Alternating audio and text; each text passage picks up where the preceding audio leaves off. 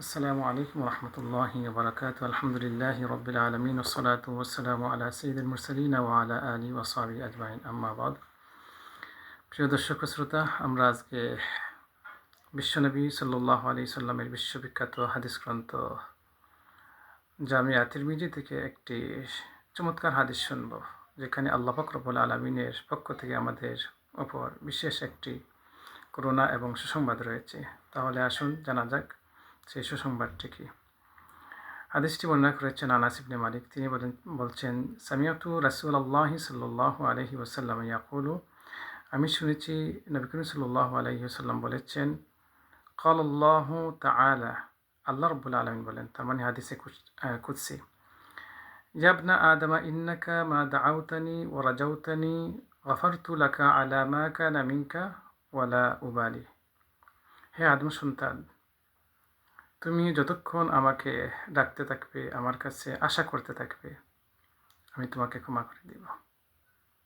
তুমি যখনই আমাকে ডাকবে, আমার কাছে ক্ষমা চাইবে, তুমি আশা করবে যে আমি তোমাকে ক্ষমা করে দিব, আমি সত্যিই তোমাকে ক্ষমা করে দিব। ওয়ালা উবালি, আমি কোনো কিছুর ভ্রুক্ষেপ করি না। কত বড় গুনাহগার, আমি সেদিকে তাকাবো না। সুবহানাল্লাহ।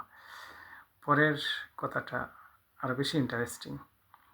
এরপরে নবীজি বলেছেন, আল্লাহ বলেন, লাউ বালাগাত যুনুবুকা আনান আস-সামাই সুম্মা ইস্তাগফারতানি গফারতু লাকা ওয়ালা উবালি। আল্লাহু আকবার, কত সুন্দর কথা। লাউ বালাগাত যুনুবুকা আনান আস-সামাই সুম্মা ইস্তাগফারতানি গফারতু লাকা ওয়ালা উবালি। হে আমার বান্দা, হে আদম সন্তান, যদি তোমার গুনাহ এই পরিমাণ হয় যে আকাশের মেঘমালাকে সেটা ছুঁয়ে ফেলেছে, আকাশ পর্যন্ত তোমার গুনাহ গিয়ে পৌঁছে গেছে, লাউ বালাগাত যুনুবুকা আনান আস-সামাই সুম্মা ইস্তাগফারতানি, এরপরে তুমি কী করো, আমার কাছে ক্ষমা প্রার্থনা করো, এই পরিমাণ গুনাহ থাকার পরেও ওয়ালা উবালি, আমি তোমাকে যে ক্ষমা করে দিব, আমি কারো প্রতি ভ্রুক্ষেপ করব না। সুবহানাল্লাহ। তোমার গুনাহ কত বড় সেদিকে আমি তাকাবো না, আমি তোমার ইস্তেগফারের দিকে তাকাবো। সুবহানাল্লাহি ওয়া বিহামদিহি সুবহানাল্লাহিল আযীম। এরপরে বলতেছেন, ইয়া ইবনা আদম, হে আদম সন্তান, ইন্নাকা লাউ আতাইতানি বিকুরাবিল আরদি খাতায়া সুম্মা লাকিতানি লা তুশরিকু বি শাইআন লা আতাইতুকা বিকুরাবিহা মাগফিরাতান।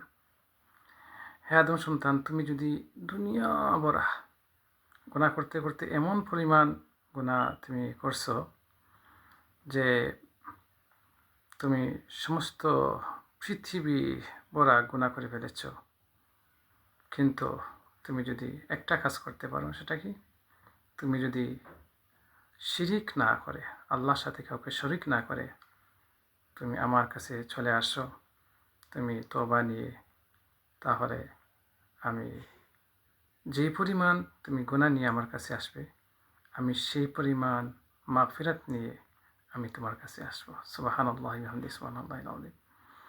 তাহলে বান্দা যত বড় গুনাহগার হোক, সে যদি আল্লাহকে ভয় করে সে একবার তওবা করে নেয়, অন্তর থেকে সে রিগ্রেট করে, আফসোস করে,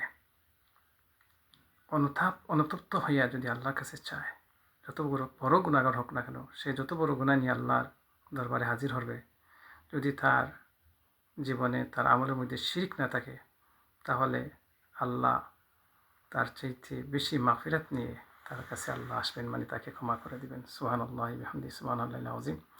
অতএব আজকের দিনটা হচ্ছে আরাফার দিন। বিশেষ করে আমরা যারা মিডল ইস্টে বা ইউরোপে আছি, তো আজকে আমাদের ক্ষমা চাওয়ার দিন, তওবার দিন। আল্লাহ আমাদের সবাইকে তওবা করার তৌফিক দান করুক, আর বেশি বেশি করে লা ইলাহা ইল্লাল্লাহু ওয়াহদাহু লা শারীকা লাহু লাহুল মুলকু ওয়া লাহুল হামদু ওয়া হুয়া আলা কুল্লি শাইইন কাদির, এটা বলার তৌফিক আল্লাহ আমাদেরকে দান করুক। সবাইকে আল্লাহ সুস্থ রাখুক, সবাইকে আল্লাহ ক্ষমা করে দেখ। আমিন।